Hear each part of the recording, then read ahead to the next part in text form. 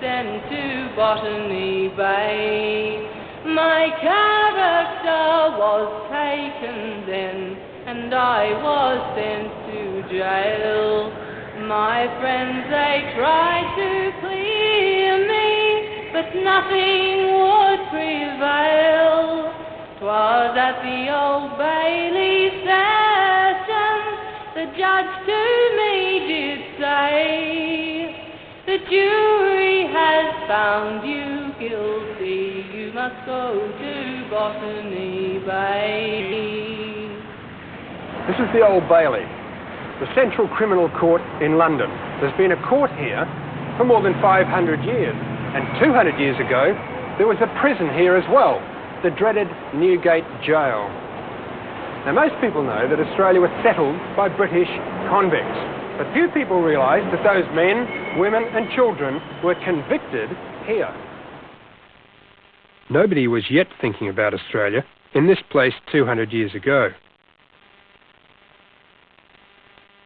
Past the grim facade of Newgate and down the street, the Old Bailey Court is in session, and a judge is sentencing muggers and petty thieves according to the harsh laws of England.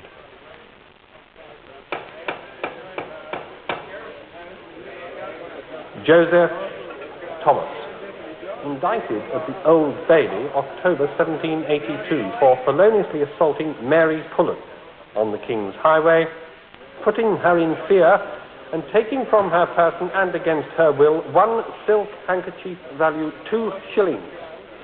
Guilty, sentenced to death. Broad Mary, no occupation, indicted for feloniously assaulting Agnes Lakeman, spinster, found guilty of highway robbery, sentenced to be hanged.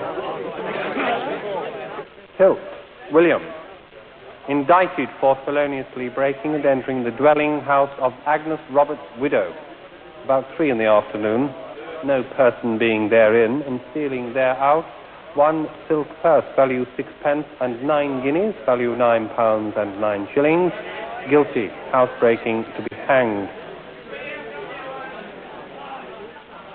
As these petty criminals were led away from the dock and fitted with iron chains, they had no idea that they would one day go to Australia. Their one remaining hope was to receive the King's mercy and a reprieve to a lighter sentence. But in all probability, they would be hanged. Nowadays, it takes a place with a sense of the macabre to help imagine the convict's point of view. 18th century punishment had only progressed a short step from the horrible world of medieval cruelty. Branding, stone crushing and thumbscrews were tortures still in common use, so the condemned prisoner might be just as frightened but not as surprised as we would be. After all, there were over 200 offences punishable by death, and far more people were hanged for stealing than for murder. Everyone had seen corpses hung up to rot in public as a further warning.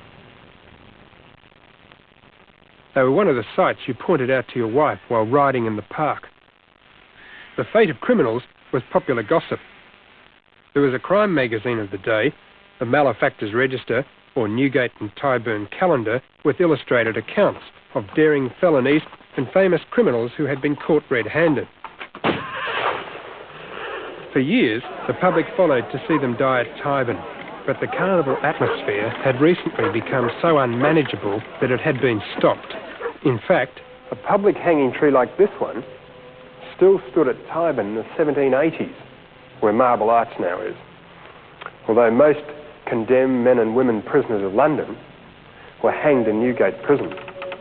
Newgate was the flagship of a dozen prisons in London, fearfully decorated with a garland of chains. These very formidable gates are the actual gates of Newgate Prison, preserved in the London Museum.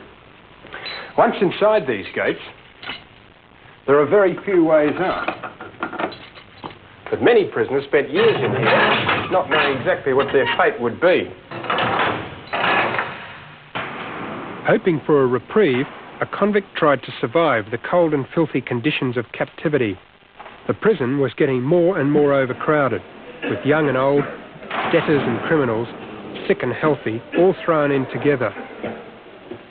Every 6 weeks there was a hanging day, and the condemned were put around a coffin in the prison chapel for a last sermon.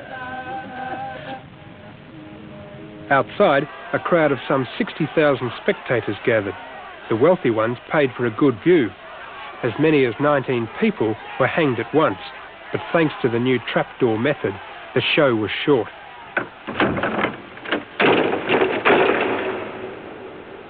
In 1786-87, 155 criminals were hanged at Newgate, but others, including our convicts, who would one day go to Australia, had been reprieved or sentenced directly to transportation beyond the seas, most for 7 years. This might be better than death, but it would mean being shipped in chains into exile, perhaps to Africa, where the climate or natives could kill them, or perhaps to the American colonies, where they would be sold to settlers to work like slaves for the term of their sentence. 40,000 had been sent to America during the previous 70 years, but now there was a problem, which the law was slow to acknowledge. 2 iron grapplings, the goods of the king, found guilty, sentenced to be transported to America for 7 years.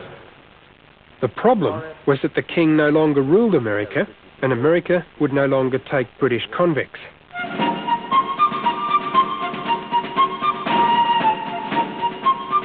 The American War of Independence was bad enough for England, but when France, Spain and Holland joined in against her, it became a world war, and matters were very serious indeed.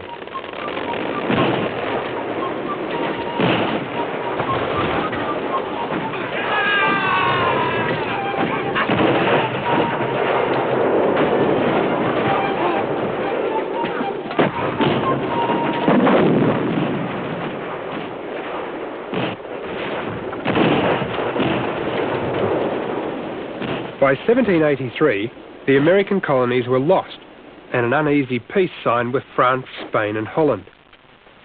Britain was deeply in debt.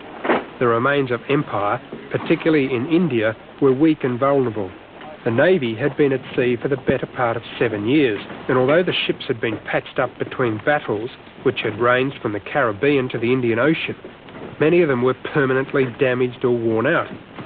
The stripped-down hulks of some of these redundant ships were now turned into floating prisons to relieve the overcrowded prisons on land. Broad Mary, occupation none, tried at Exeter, March 1786, indicted for feloniously assaulting Agnes Lakeman, spinster, guilty, reprieved to be transported for 7 years. The queue of convicted criminals was getting longer all the time. So far, they had cheated the hangman and survived prison. Half-starved, their clothes in rags, they were led away from Newgate in chains.